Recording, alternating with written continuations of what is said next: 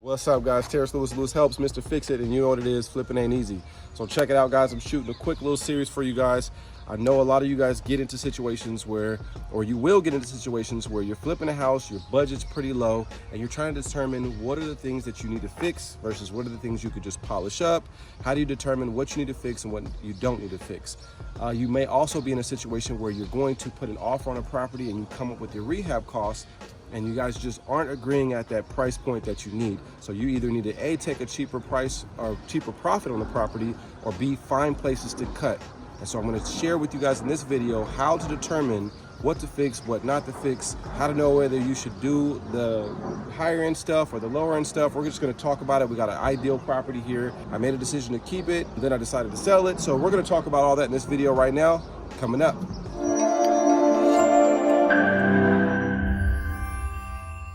Like I said, we got an ideal property here, right? This property was a property that initially I bought. I think the numbers on this property, I got it for $80,000, right? When I first bought the property, the after repair value, which everything derives from in real estate, was $160,000, $165,000. Now, time has gone by. It's been about 4 or 5 months because we had a tenant that we had to get out of this property during COVID. Took us some extra months to get that done. And then we also had to get into this property and start fixing it up, and it got put on the back of the list. Anyway, nevertheless, was gonna keep the property, decided there was so many other opportunities in this area that I decided to sell the property because it is a 5-bedroom. We took a 4-bedroom, turned it into a 5. I'll show you guys that. So I decided to sell this property, and now we're in a mad dash to get it up to sale quality versus just polishing it up as a rental, right? For those of you guys that know about the Burr Method, you're basically buying properties up, polishing up a little bit, getting them to a little bit higher of a quality rent, and refinancing those properties in order for you to be able to get your money back out of the property and do it again. If you're going to sell a property, obviously there's things like handrails, concrete work, grass, landscape. There's a lot of other things that you would probably do to a property to bring it up to sale quality. The good thing about this property is that the sale quality is not far from the rental quality because it's such a high demand area. Houses are lasting in this area 3 to 5 days on market, which means there's some things we can get away with because there's low demand. So this video, you need to keep that in mind. We're in a high demand time. So if you're watching this video and the demands for your area or the market has shifted to where it's more of a seller's or more of a buyer's market, or there's more inventory available, these are some of the things that you have to consider when you're going to fix your property up. So I'm showing you what I did, what are the decisions that I'm making, some of the things that I'm doing, some of the things I'm not doing, because I'm not going to get my money back or get my return back for doing those things with this specific neighborhood and this specific property. So don't forget, this case study is based on all of those variables and probably some that I forgot about. Now, we're gonna start a little bit on the exterior of the property, some of the things that I would do if I was selling it, some of the things that I'm planning on doing that I'm not doing anymore. And so very first thing, first facial of the property, very first thing you notice is windows. Now, initially, I wasn't gonna do the windows on this property, okay?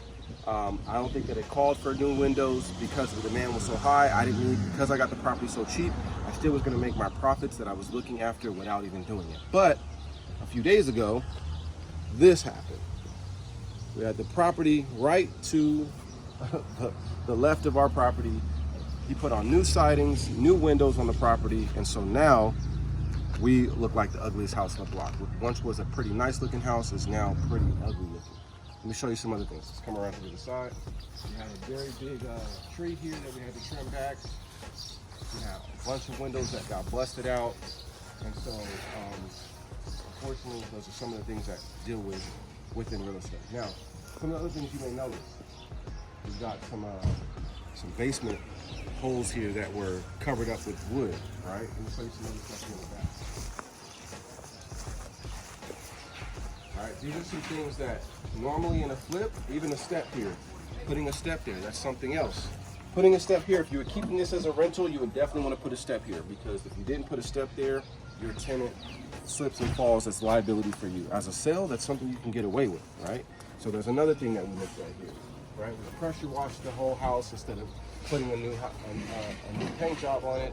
Or now we're still going to come back and paint the trim on certain things, but we've got tagging back here, right? We pressure washed it. We tried to clean it as much as possible, but those are one of the things that you have to decide. What are you going to do with that? You've got some holes inside it. Now you can go to a yard and you can try to find replacements for those, but because this is so weathered, you're probably not going to find a color that matches. So you have two choices. You can keep it that way, paint the whole property, put a whole new siding on it. So there's plenty of things you have to do. Now, if you're keeping it as a rental, you really don't have to do much. Obviously, you have the whole back of the building. So keeping this property as a rental, I would pressure wash it a little bit more, see if you can get that off of there. Pressure wash all the good stuff off the deck, put a new fresh coat of paint on here, and call it a day. Okay, skip around to the other side. Another thing you could do when one thing that I'm doing because I'm in a high demand area is windows, right? Instead of putting all new windows on this property, there's two reasons why I'm not putting windows on this property right now. A, we had kids come through and bust every single window out on the property. So if I put new windows in there, I'm exposing myself to having them do that again. And because I'm in such a high demand area, there's two things you'll notice when we go inside as well, which is the floors of the property and some of the upgraded features to it.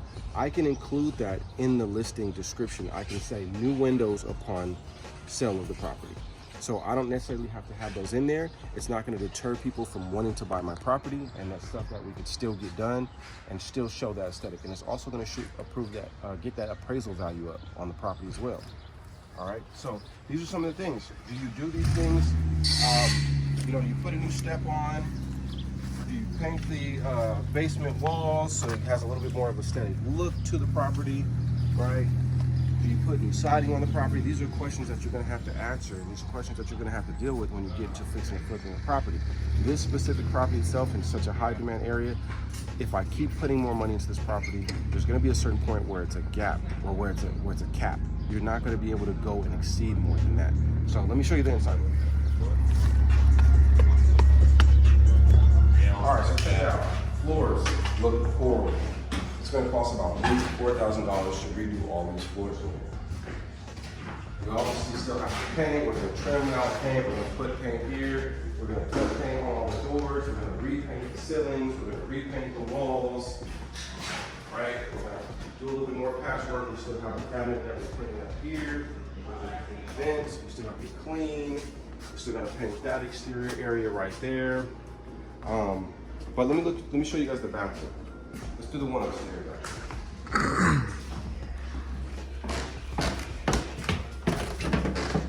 This is a property that's getting ready to hit the market. So while you're looking at a lot of the stuff that still needs to be done, a lot of it's paint and cosmetic. It's a couple days worth of work. All right, so look at this bathroom, right? Again, as a rental property, keeping this as a rental, towel, a nice little vanity, a toilet with a nice little ledge on the back of it, and new paint. That's it, as a rental. Now you can sell it because there are investors that want to buy rentals, right? But just again, understand, you're not gonna get that top dollar for the property. All right, another thing we did right here was add this. This was a closet at some point. So we busted into the closet, went through, because through this bedroom right here, there was a door to another bedroom. So you can't count that bedroom for Section A. You can't count that bedroom as an additional bedroom, even on a sale, because it's a bedroom through a bedroom. Well, no, on the sale you can, but not on a rental, not as a rental. So now as we come through here, once we finish the floors and we finish these walls, so we add the bedroom. All right, here's another thing. Ceilings, right? As a rental, depending on the area that you're in, you may need to cut this out and do a better patch job here and match the texture, especially on a sale. Right? But as a rental, maybe you do, maybe you don't. These are some things that other investors don't want to show in their properties, but this is a real thing, especially if you're coming to the end of your budget, right? So if you're in a situation where your budget is pretty low and you're trying to finish up a project, which can happen because things go over budget, you got to figure out where you want to put the money. So understanding whether it's going to be a fix or flip or whether it's going to be a property that you're going to sell, it's very important to understand that from the beginning. And then as you get through these decisions that you have to make about, does it make more sense to open up and make this another bedroom? Or does it make more sense to just give more detail and make it look a little bit more pretty? So you have to decide that for your own. Just a quick little bit of tips for me, man. This is Terrence from LewisHelps. Hopefully this video was helpful. Like I said, for more information and more walkthroughs on properties, make sure you guys hop over to the IG channel. I really appreciate you guys rocking with me. Thanks for subscribing, because I know you do. I know you guys are looking out for me in that sense right there. And if you got questions, man, I'm always here. If you go over to the IG channel, you can make a consultation appointment. I do partners, not students. So all of my education that I give out are to my partners. If you want to know more about that information, go over to the link in my bio on my IG channel. Request a free consultation where I will talk to you personally. You'll be calling me and I'll be talking to you personally, helping you get involved and get started in this fix and flip game. All right, so other than that, man, leave a comment. Let me know what you guys think. What are some of the things you would have done? Some of the repairs that you would have did? What do you think? Should we have went all the way and give somebody this beautiful, magnificent home, even though you're not going to get that value? Or do you just fix it up to what the market says to fix it up to, right? What do you guys think? What would you have done in this scenario, right? Hopefully this was helpful. Appreciate you guys rocking with me. This is Terrence from LewisHelps. I'm out. Peace.